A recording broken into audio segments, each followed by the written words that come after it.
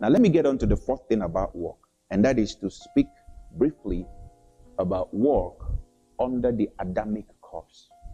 It's very important that we grasp this aspect of work. It's very important.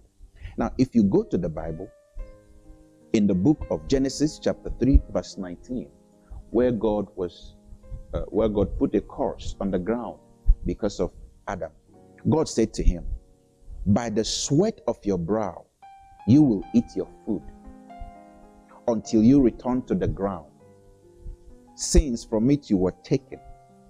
For dust you are, and to dust you will return."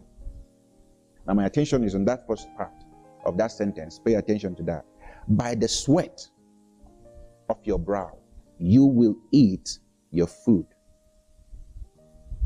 By the sweat of your brow, you will eat your food. This is a statement of a curse.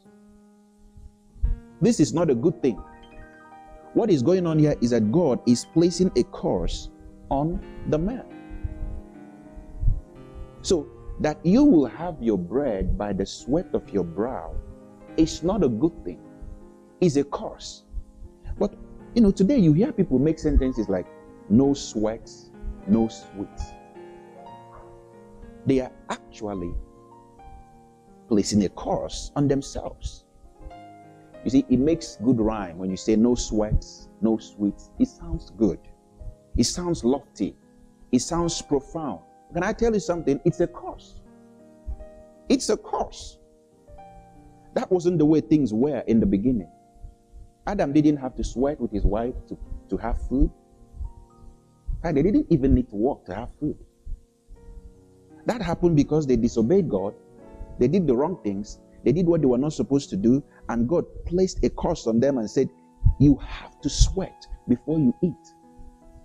That's not normal. That's not a blessing. That's not how our lives should be. It was a curse. And I made up my mind. I said, I'm going to have sweetness without sweat.